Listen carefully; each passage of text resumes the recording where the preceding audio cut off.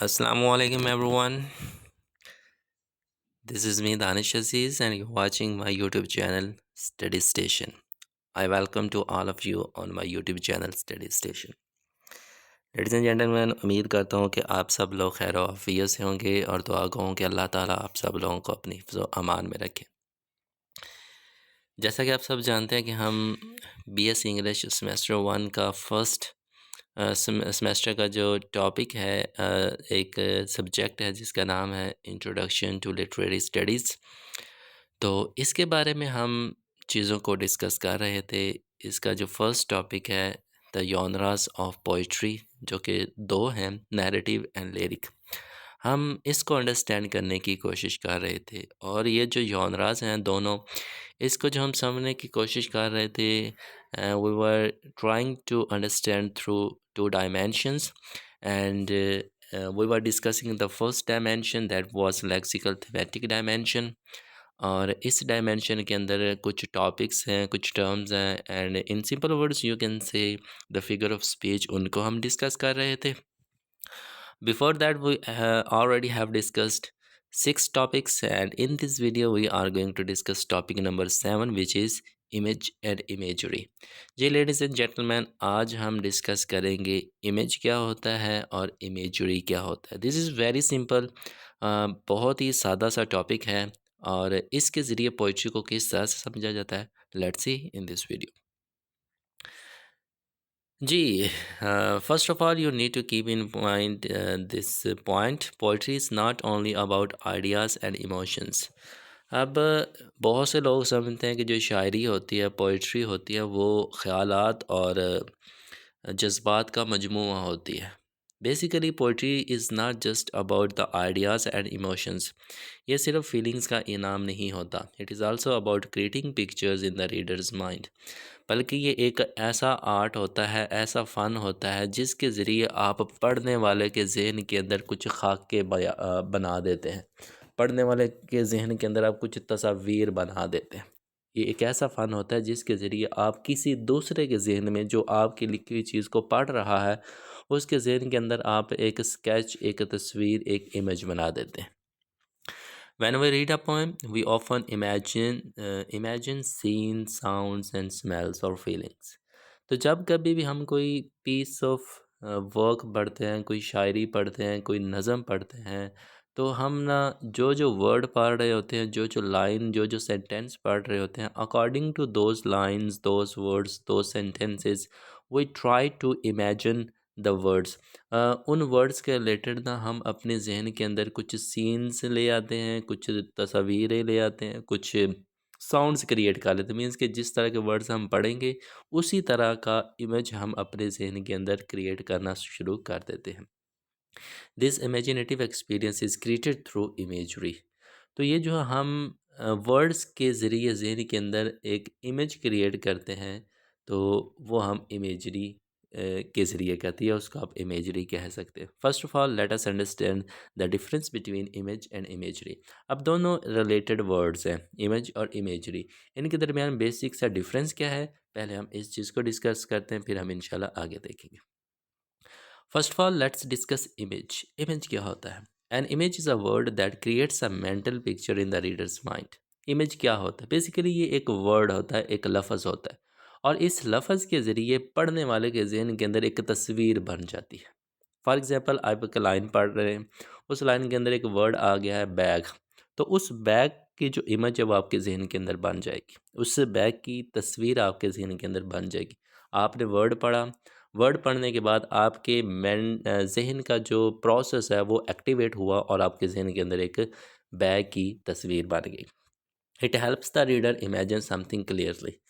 अब इस तरह का जो एक्टिवेशन होती है वो रीडर के ज़हन के अंदर एक्टिवेट हो जाती है और वो उसको चीज़ों को समझने के लिए मदद करती है। For example, if a poet writes the golden sun slowly disappeared behind the silent mountains. अब फॉर एग्जांपल जी, एक नज़म की, एक पोइट्री की एक लाइन है जो आपको ग्रीन नज़र आ रही है, the golden sun slowly disappeared behind the silent mountains. अब ये एक लाइन है, इसको रीडर पढ़ रहा है, एक बंदा पढ़ रहा है, तो इसके ज़हन के अंदर किस तरह का इमेज जाएगा, किस तरह का खाका बैठेगा। This line creates a visual picture in our mind. अब जब हम इस लाइन को पढ़ते हैं, इसका अगर ट्रांसलेशन हमें अगर आती है तो जहन के अंदर ऑटोमेटिकली तस्वीरें बनना शुरू हो जाएगी। We can imagine the sun, the golden sun means के सुनहरी सूरज, मीन्स के जून जुलाई के अंदर जो सूरज की जो गर्मी होती है वो बहुत ज़्यादा होती है, तो वो एक गोल्डन सन होता है।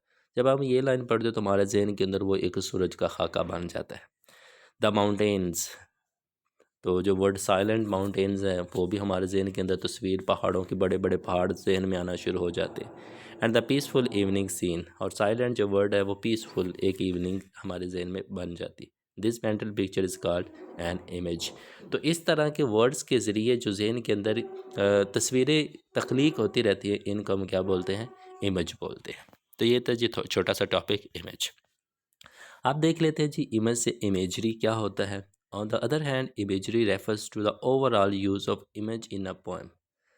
तो जो राइटर, जो पोइट किसी भी चीज़ के अंदर इमेज का यूज़ करता है, वर्ड्स के थ्रू जो हमें वो इमेजरी दिखाता है, तस्वीरें दिखाता है, ये जो फ़न होता है, ये जो आर्ट होता है, वो बेसिकली इमेजरी कहलाता है। It is a technique through which poet use descriptive language to appeal to our senses.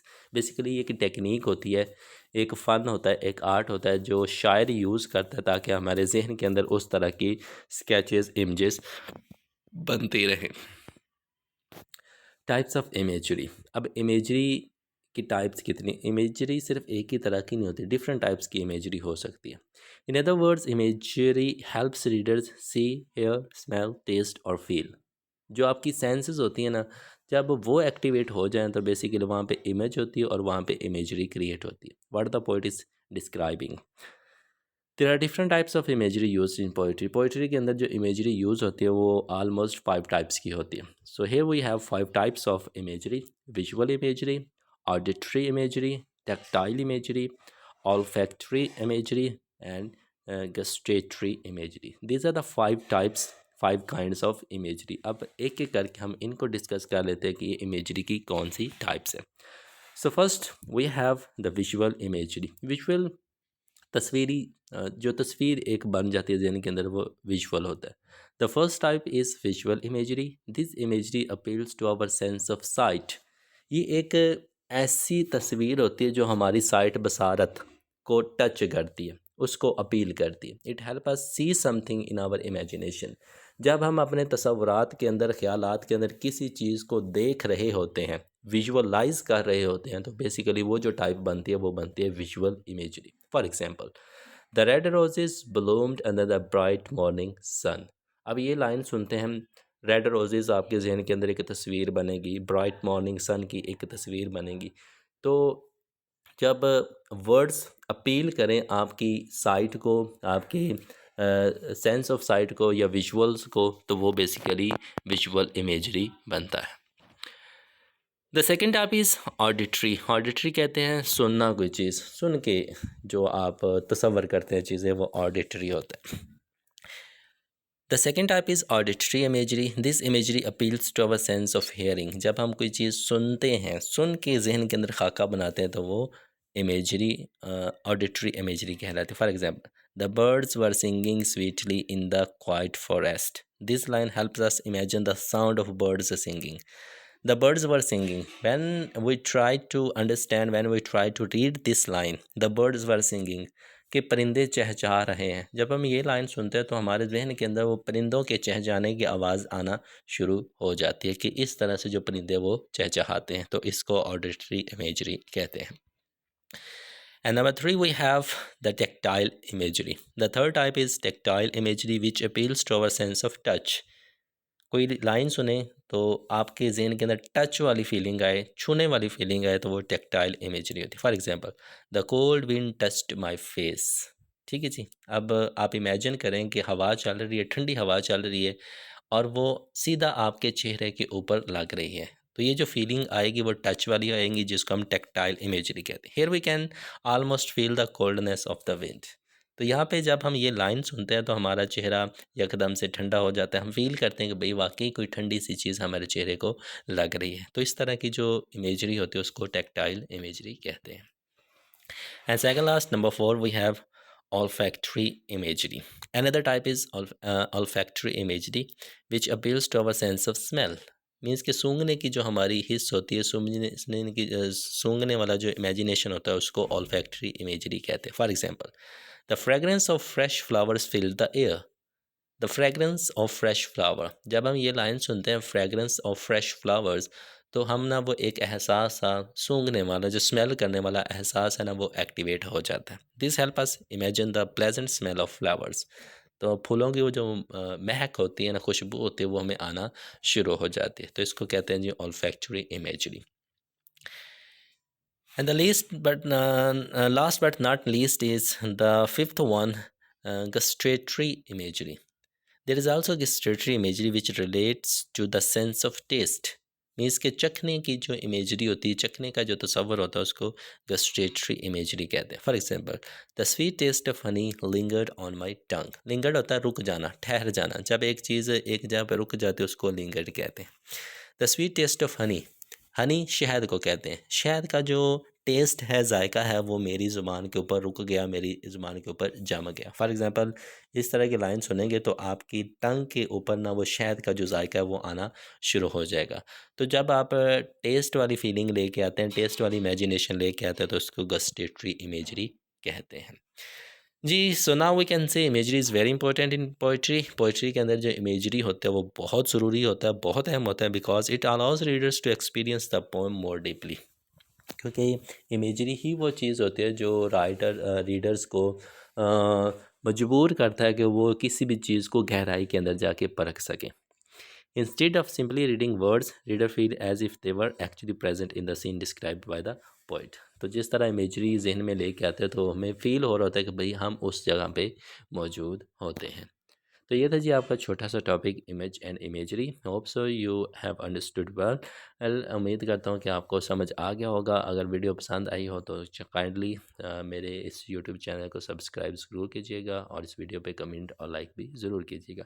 सो इंशाल्लाह we will see you in our next video. तब तक के लिए thank you so much. Have a nice day to all of you.